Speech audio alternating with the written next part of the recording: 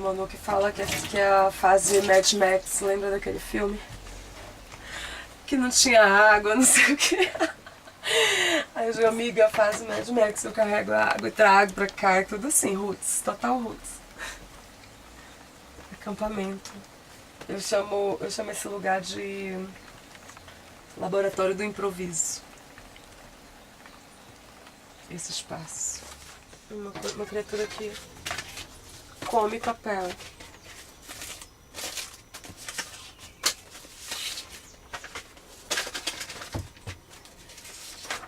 Ó, eu não lembro disso, isso foi recente, mas eu já não lembrava que isso existia.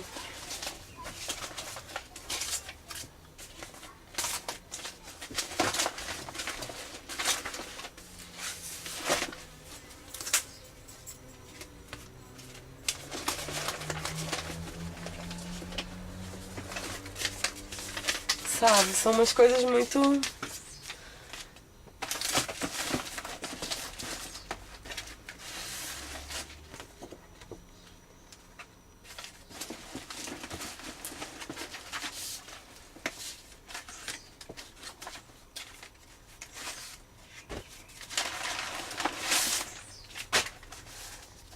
Isso aqui depois eu vou te mostrar.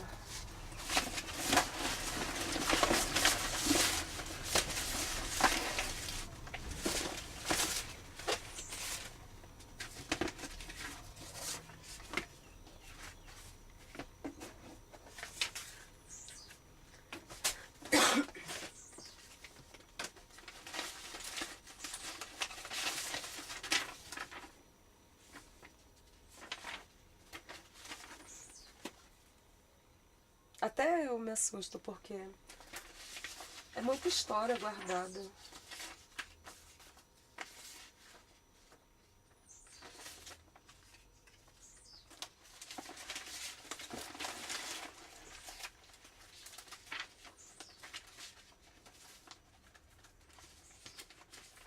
No autorretrato.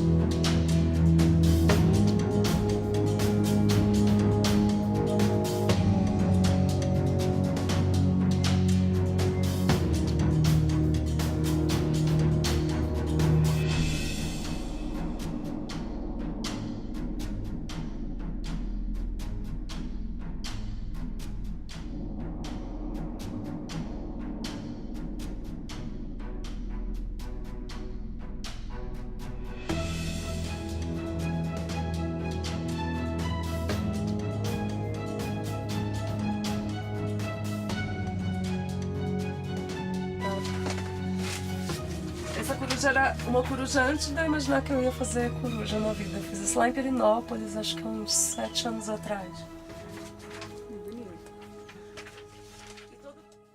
Eles têm história, né? Porque, por exemplo, eu não lembro às vezes que eu tinha feito, mas aí quando eu vejo eu lembro. Ah, eu fiz isso em tal dia, por tal motivo, em tal circunstância.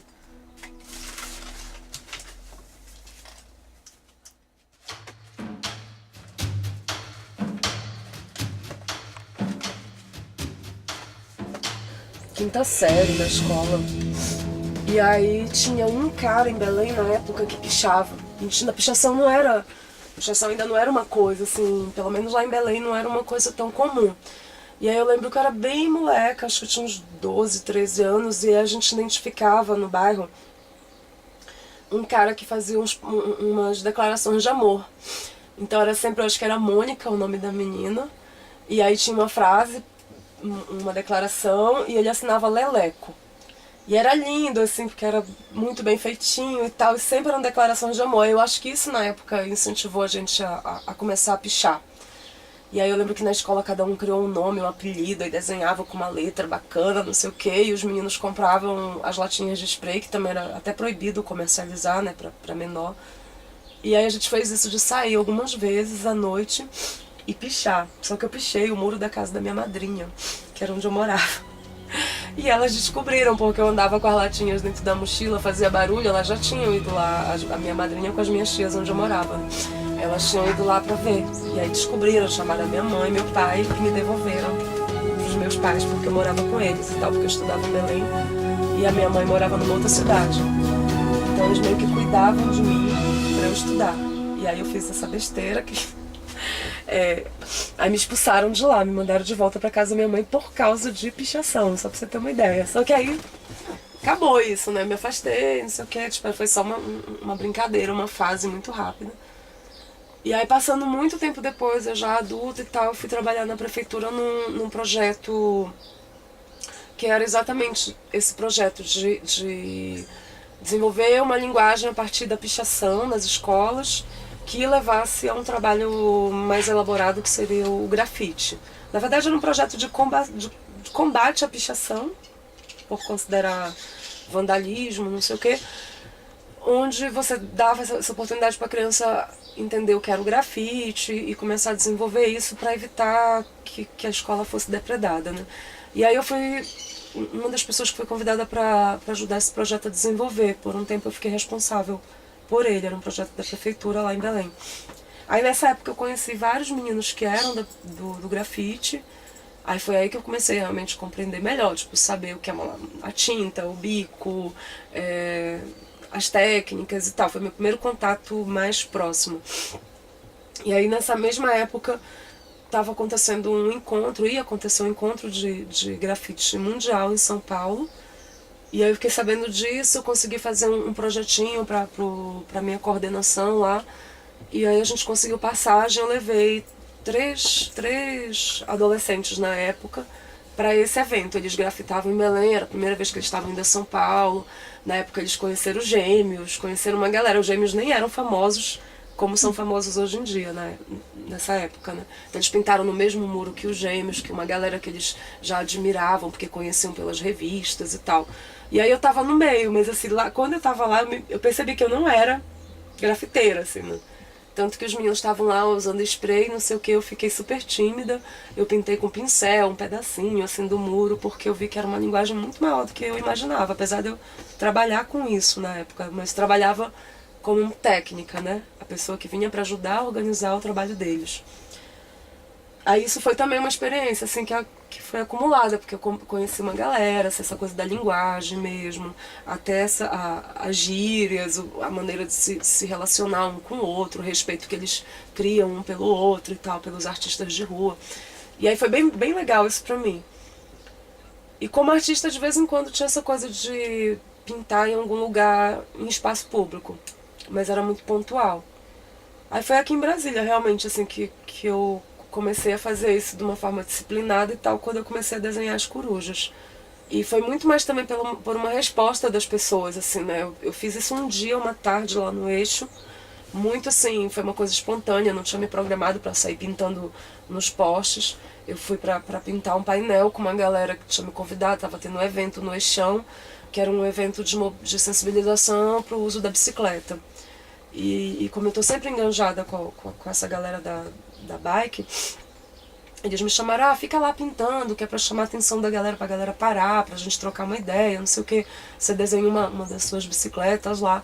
Só que quando eu fui, tinha uns 4 artistas pra um pedaço de compensado, assim, desse tamanho. E aí a gente ia ter que ficar brigando pra pintar naquele pedaço de compensado.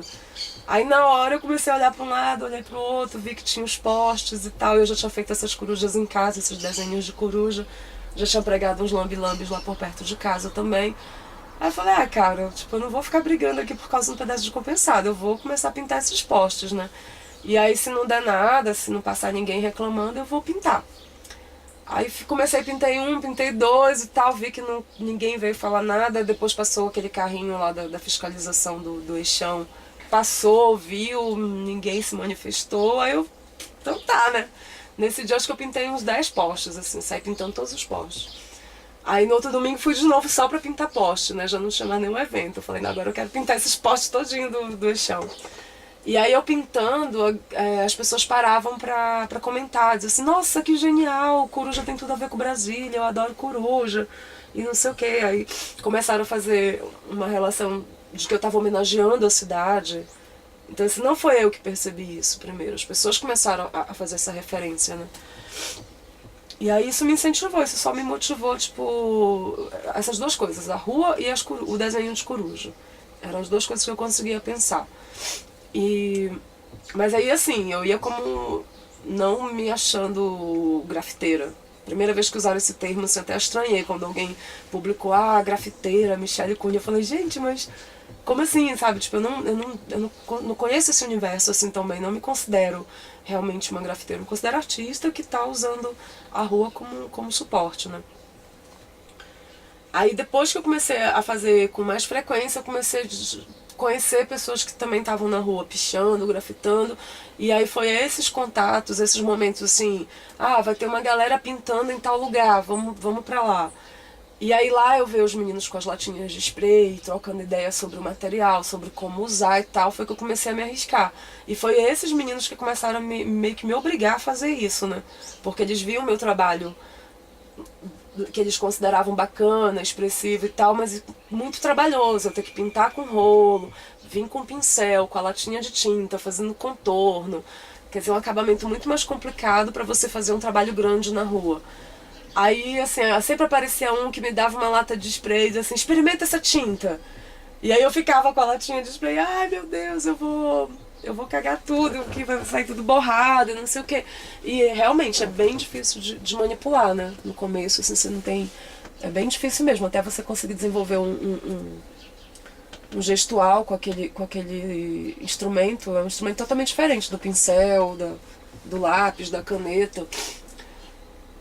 E aí, através deles, eu fui começando a ser encorajada. Eles me emprestavam e diziam pra eu usar. E aí eu ia usando, errando, até que eu tive coragem de começar a comprar essas tintas e começar a usar. No começo era uma tragédia, assim, ela ficava bem feio, mas eu continuei insistindo assim mesmo, né? Eu falava, tá feio, não tô nem aí. Eu sempre penso, é uma coisa pra ser vista de longe e muito rápido. Então, assim, o olho arruma, né? Quando você passa, o olho já ajeita aquela imagem. Assim, a imagem tá meio borrada, mas não dá tempo de ver o borrado. E aí eu fui entrando nessa, assim, tipo, tem que fazer. Você vai aprendendo na medida que você vai fazendo. Qual era a pergunta mesmo? Você perguntou do primeiro trabalho, né, na rua, assim, com pintura. Então, aí tinha essa história que eu morava lá na 710, num beco ali, paralelo a W3. Nos fundos daquela comercial, né? E aí era isso, todo dia abria a janela, dava de cara com um paredão azul e um lugar sujo, feio. E aí eu reuni algumas pessoas, convidei uns amigos que nunca tinham pintado na rua, alguns que nem só desenhavam, mas não se consideravam artistas e tal. E aí fiz e chamei algumas pessoas que eu conhecia que já eram do grafite. O Daniel Bandinha, que eu conhecia, a Juliana Borget, que eu só conhecia o trabalho dela, foi aí que eu convidei, assim, fiz um convite formal e tal, falando. E o Level, que é um outro cara que eu admiro muito também, tem um trabalho bonito na rua. Aí essa galera foi, e aí a gente fechou a rua nesse dia, eu pedi autorização para os donos das lojas e tal. E aí a gente pintou a metade do beco, assim, da minha casa até a entrada do beco. E aí esse foi o primeiro trabalho, mas aí tipo, não foi uma coisa que eu fiquei fazendo com constância, né? A ideia, assim, surgiram várias ideias na época, minha vontade era de propor isso, acabar fazendo toda essa extensão da Asa Norte, porque tem vários becos ali, tem alguns que já tem muito grafite, já tem várias intervenções. Mas a ideia de, por exemplo, promover o espaço do beco, chamar a vizinhança para interagir também. A gente chegou a pensar em fazer uma projeção num prédio que tinha nessa mesma passagem que eu morava. Mas aí começou a esbarrar com o lance de o dono do prédio não autoriza, eu moro de aluguel e o proprietário não vai deixar eu pintar. Aí acabou que morreu por aí, mas a gente conseguiu fazer metade desse espaço, assim, e por incrível que pareça já foi uma coisa que fez diferença pra mim, né, que morava ali, e para as outras pessoas que passavam. Como as pessoas passavam na minha janela, não tinha espaço de calçada, de rua, eu ouvia muitas vezes as pessoas pararem lá para comentar. E essa parte que a gente pintou, que era bem na frente da minha casa, como muita gente interviu, acabou ficando um trabalho bem abstrato não, mas com intervenção de várias pessoas, né? Então ele comunicava muito, porque cada um tinha colocado alguns elementos lá. E aí era interessante porque eu ouvia muita gente parar para tentar analisar. Ficar dizendo, aquela ali é uma cobra, e aquela cobra tá comendo o rabo não sei do que, e aquilo ali significa tal coisa. E muitas vezes interpretações que eu não imaginava, assim, né? Que eu olhava todo dia para aquilo, mas que aquilo não me ocorria. E aí você vê pessoas muito simples parando, assim, tipo, um cara com a criança e ele explicando pro filho o que era aquilo, sabe? Aí você, como eu estava perto desse trabalho, bem na minha frente, todos os dias eu ouvia alguém fazer alguma referência ou passar e tirar foto, né? Então assim, você vê que isso faz realmente diferença na vida das pessoas, sabe? Tipo, essa quebra com a tua rotina, tu passa todo dia no mesmo lugar e a tua vida é isso, essa coisa mecânica. E aí um dia tu para e tem uma coisa ali, sabe? Tipo, quem fez isso? Por que fez? Sabe? Já vai criar essa relação. No mínimo você vai dizer, pô, isso não existia aqui antes.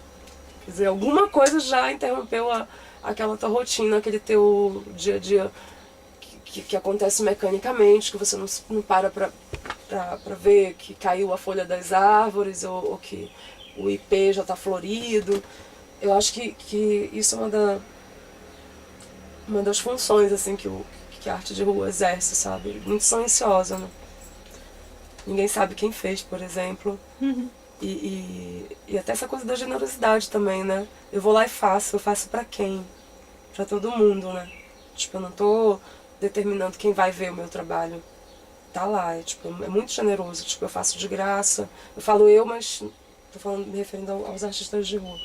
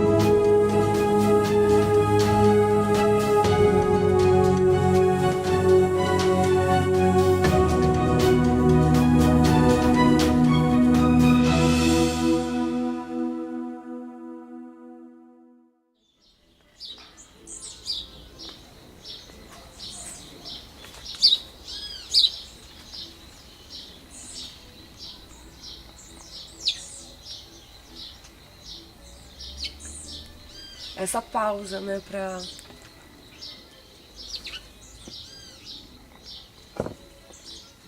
esse lugar que alimenta muito esse trabalho atual por causa disso.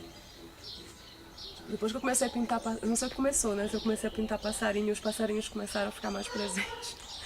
Ou se os passarinhos começaram a ficar tão presentes na minha vida que eles começaram a invadir meu trabalho.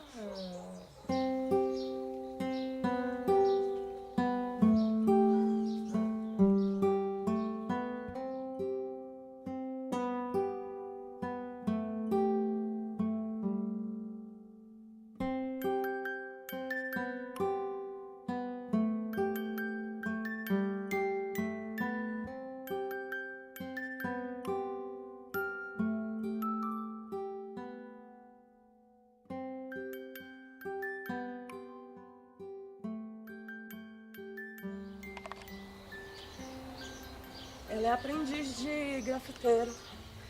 Ela já pegou na latinha de spray, já sabe como funciona, né? Conta aí, como é que foi?